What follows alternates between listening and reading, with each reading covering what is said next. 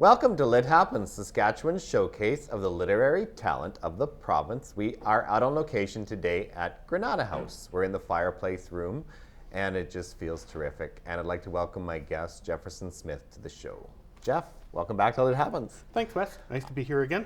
It is nice. It's fabulous. I was doing the math, and I think this is your fourth visit to our Something show. like Yes, that. They fly by. They blur together. Yes, which is it's just great. It just shows that you've got quite a career booming. We're going to talk about your new book today, Oath Keeper, which is a follow-up to your previous novel, Strange Places, with juvenile fiction book, which, Young adult. yeah, Young adult of all ages. yeah, It's a part of a series called Finding Tana. Yeah. This is the second book in the series. There will be only 3. This is the first time I've announced that publicly. cool. There will only be 3 books in the series. Oathkeeper picks up where Strange Places left off, and it's the story of a young Saskatchewan girl who was raised in an orphanage who discovers she isn't actually an orphan after all, and runs away in search of her family, and it turns out that they are being held captive, she thinks, somewhere in a world of magic. And her mission in book 2 is to find them. Unfortunately, war has broken out in what used to be a peaceful community, and now she has to choose between fighting the war and finding her parents. Wow. Now, this is a follow-up to Strange Places, and I really want to revisit that book for a while because it's just done really well. Thank you. It's such a tremendous book, and while it might be stereotypically geared towards a younger crowd, I think it's been embraced by all ages.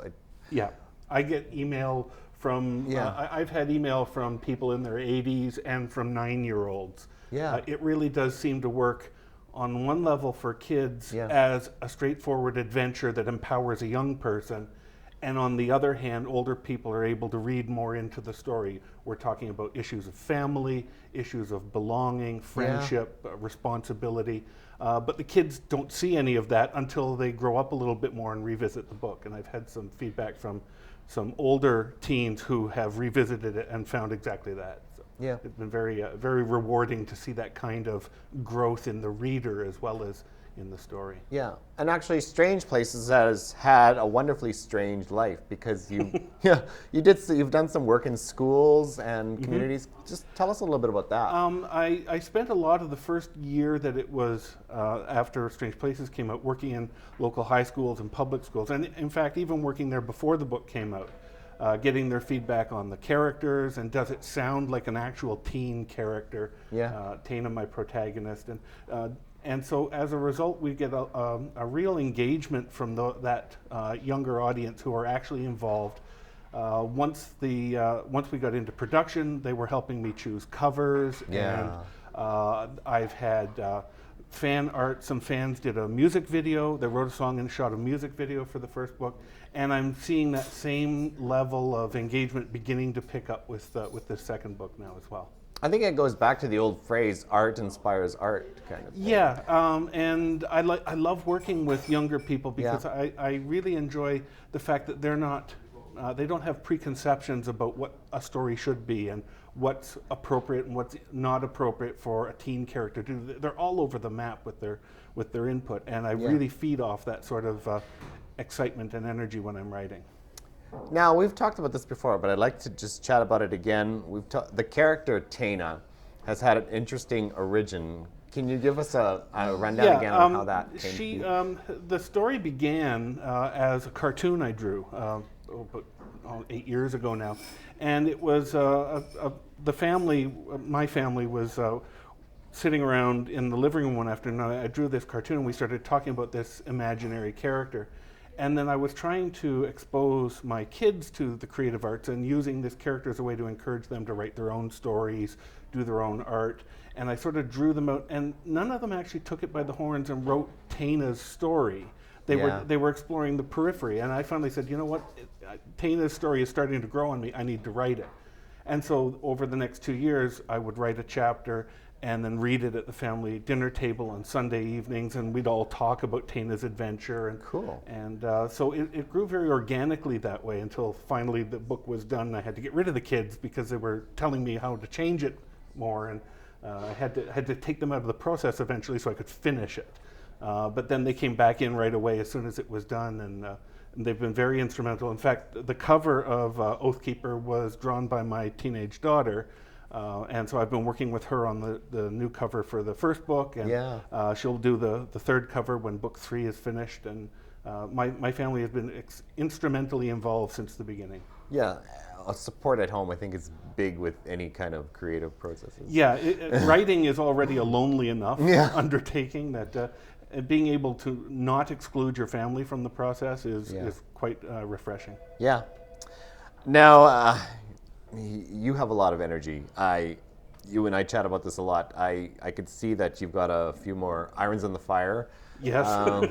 What is the near future home for Jefferson Smith? Well, I'm putting the finishing touches now on a children's book that I'm illustrating with my family. We're all collaborating on the illustrations. Hope to have that out this year. Book 3, I'm targeting to have done this by this coming winter. And there are some other as yet unannounced projects that I can't really speak about. One other thing I can mention is that Strange Places and Oathkeeper will be out in audiobook this summer as well. That's exciting. Yeah, that's something I'm also working on with my family. Yeah. So it's a family industry going here. Sooner or later, they won't have to get jobs. I'll just be able to pay them. That'd be great. Can we ask you who the readers will be?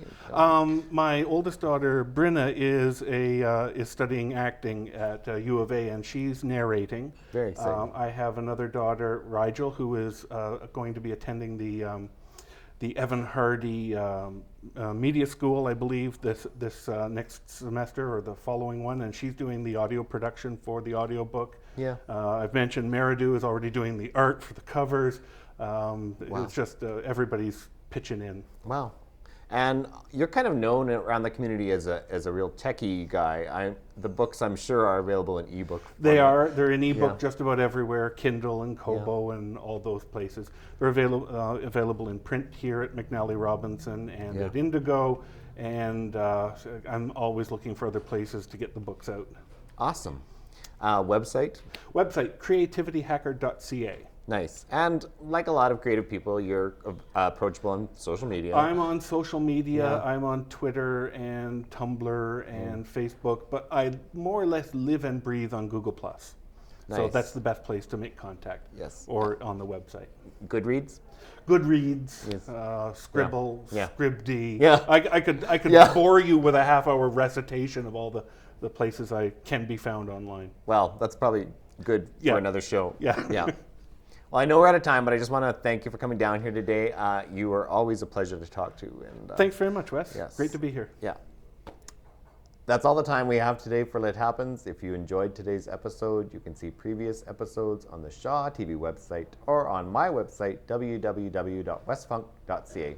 And you can connect with us online on Facebook, YouTube, and Twitter. So I'll see you next time on Lit Happens.